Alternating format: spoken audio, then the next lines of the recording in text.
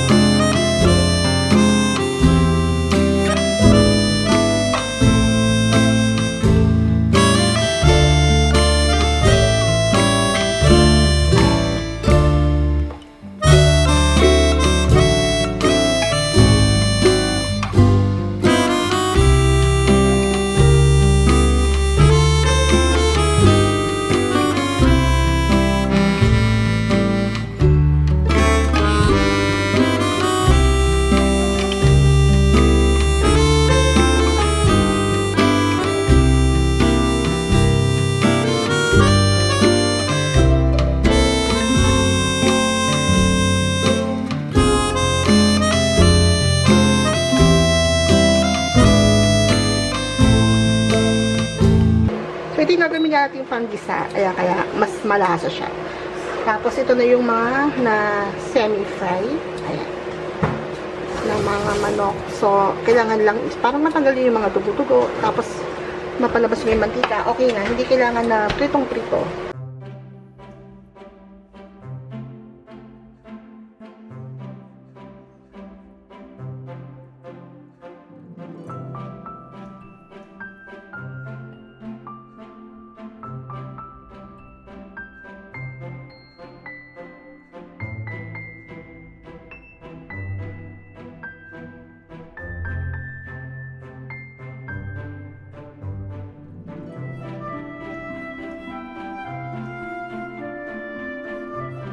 Ating sibuyas.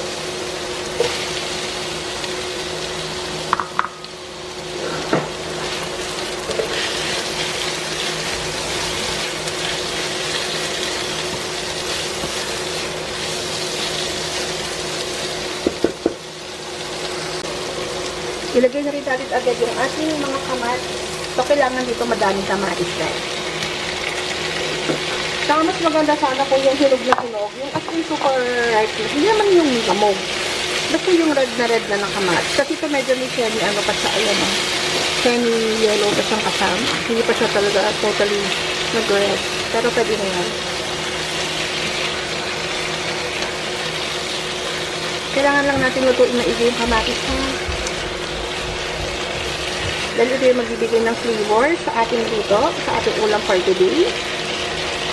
So, ma'am, kung gusto nyo pa ng mga ibang ulam idea, check lang kayo sa playlist ko, Nana Cooks. Ayan, nandun yung mga niluto ko, mga lutong bahay. Pero yung ibang lutong bahay doon, parang kumain ka sa restaurant. Charot.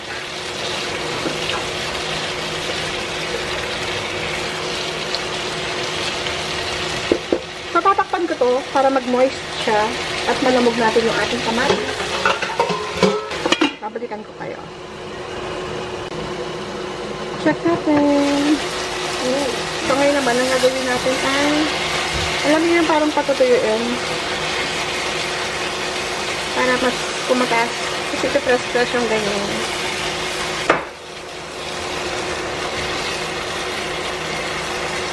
So, ayun na. Okay na. Kulay na natin ang ating chicken.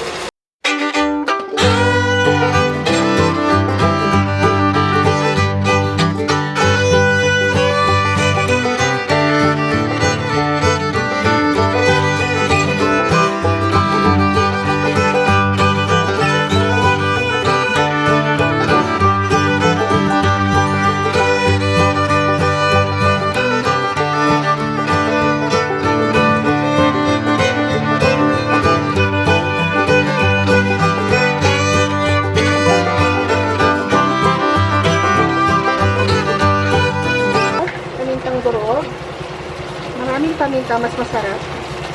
At patis. Yung patis natin, isang kutsara lang muna to. So, mamaya lang mag-adjust kung matabang. Tikman natin sa huli.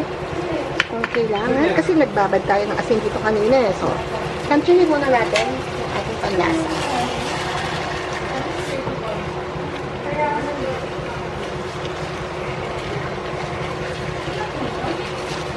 So, igigisa lang muna natin siya maigi.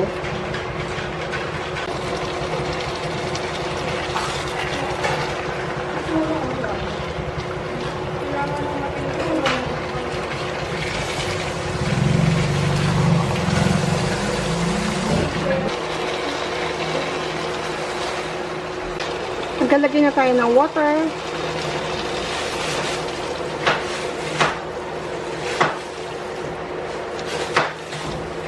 At pakukuluan lang natin siya.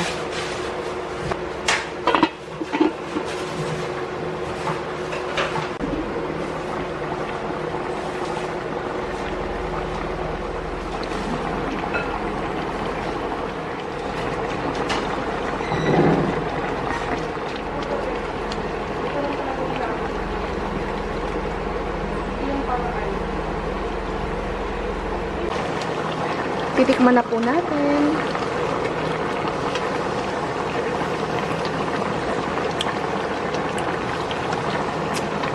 Parang gusto ko mag-add. Okay na yung lasa niya, kaya lang medyo nakulangan ako. So mag-add ako ng liquid seasonings. Nalagyan ako ng isang kutsara.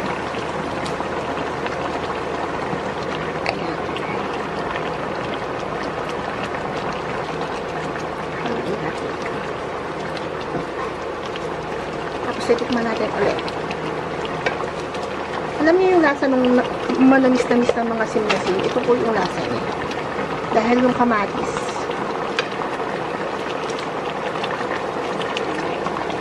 Perfect.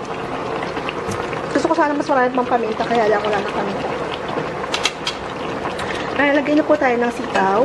Pwede rin kayo maglagay ng pechay or bok choy.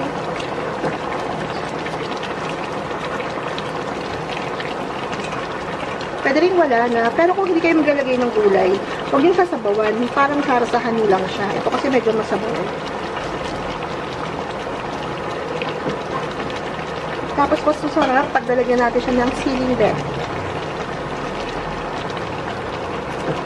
Mga 2 piraso lang pwede na.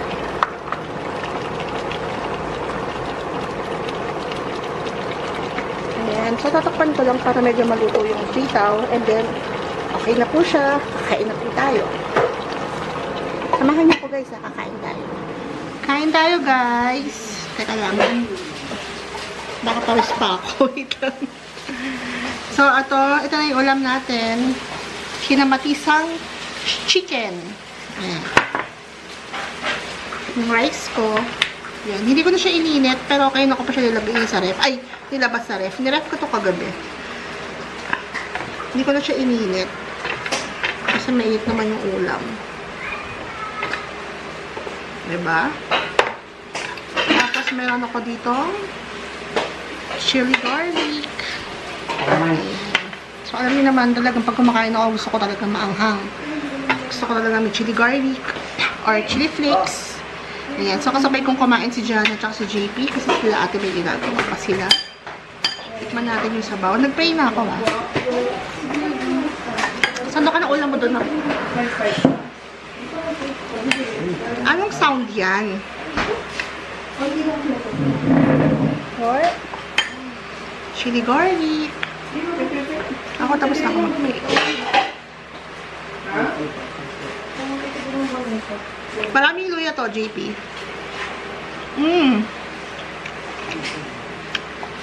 Gusto ko sana lahat talaga ng konting chili garlic or pepper flakes. Kaya lang mga bata. Si JP lang pala, ayaw na medyo spicy. Ang harap ng sitaw, malutong pa siya. Chicken. Alam niyo ba na favorite part ko ang kwet? Ayan, marami sa mga momsies nga favorite part ang kwet.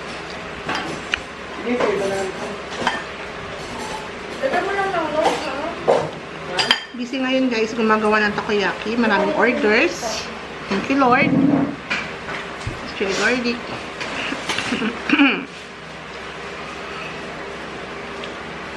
Kumakain ako ng balat ah.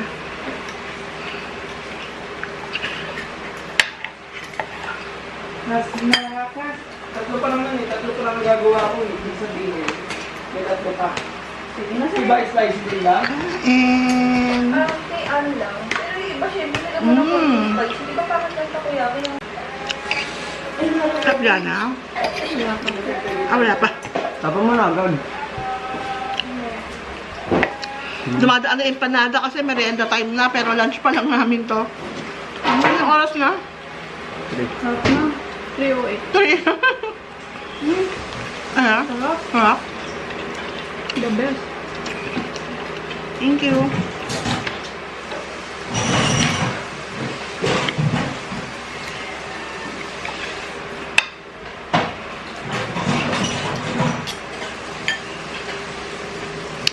Hindi mo chili garlic. Konti. Sa'yo. Sige, ayaw eh. Kain!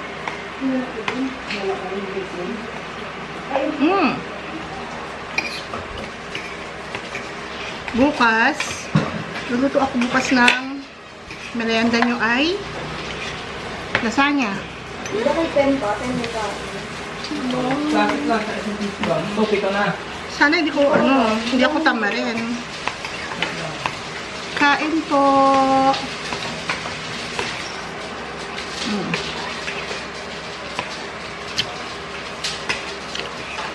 Ito ko kami mga luya, JP. Mga luya, nakuha mo. Opo.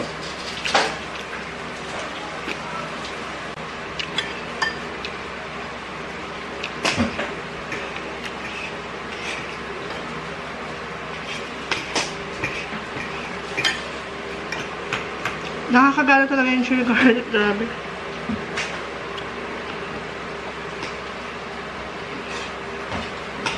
Hindi makaputol ng chicken tong spoon ko kasi silicone. So, gamit ko ito. Hindi ko may picture ng whole day. Ang ako na nag-comment eh. Picture ng ano? Nasaan na ako eh. Ah, sino ba? Sino? Ah, meron ka, Jason? Nagano ka rin? Manila Bay Challenge ka rin? Seri ko po na gano'n nakaulit nga po. Ang dami na comment eh. Wow. Kain po. Hirap po sarap.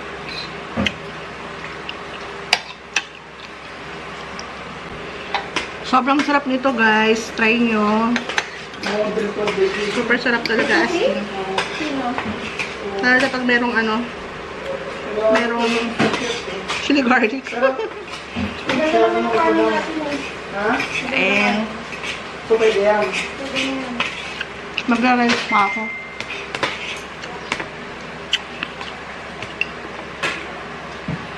Kaya ang konti ng sitaw. Ano daw bang size? Mamaya gagawa ito kong chili garlic. Sana wag akong tamarin. Kasi ubos na eh. Ubos na yung chili garlic ko eh.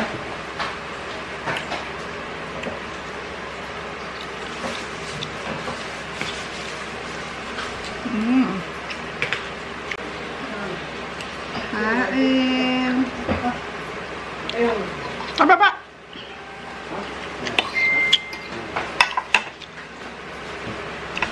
Ayan o. Ubus na. Puno ito. Ubus ko.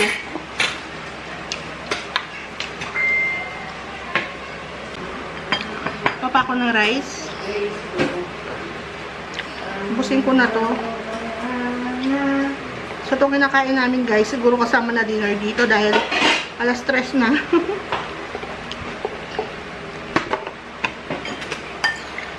Ang konti ng sitaw, JC. Ang nabili mong sitaw. Kaya na lang dito na meron.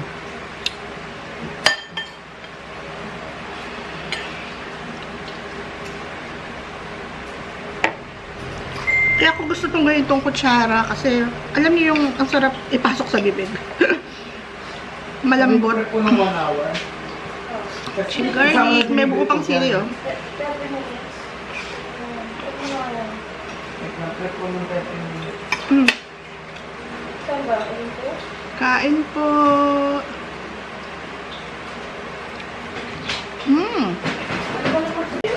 Sabi na lang akong napawisan sa anghang. Bakit putik dito na ako bili ko? Hindi to spineless. Inom-inom din.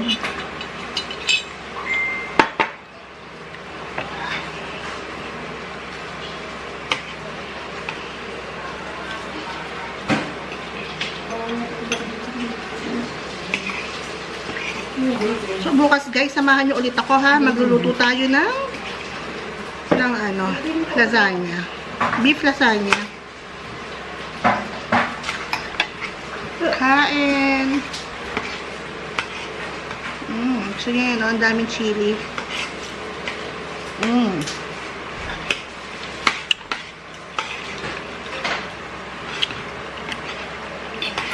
Luya. Gusto mo luya, JP?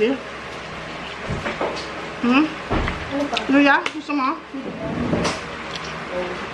Ito kaya. Ayun ang bibig. Cheese bomb. Ano kaya yung cheese ball natin? Wait, cheese bomb tsaka ano, tsaka... Classic? Masarap yun guys, yung flavor ng takoyaki nila, cheese bomb. Spicy. Meron siyang quick melt cheese ibabaw. Oops, bird. Ito po. Classic na. Ayaw. Ayan, kain po.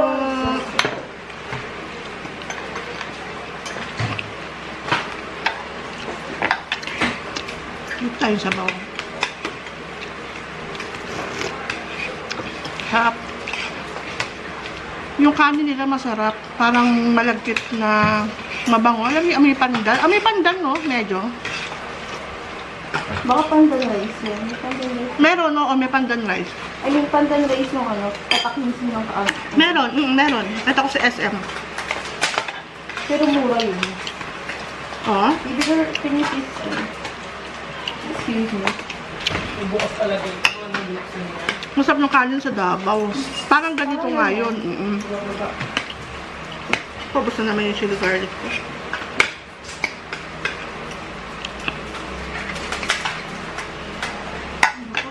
Kain po.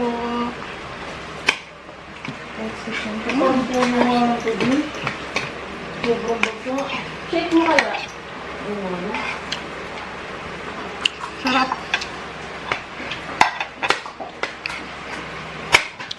Sana guys, nagustuhan nyo itong video natin today. At sana na-enjoy nyo panoorin itong mukbang ko.